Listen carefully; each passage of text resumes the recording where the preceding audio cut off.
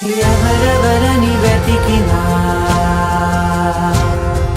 కనులకి తను దొరికెనా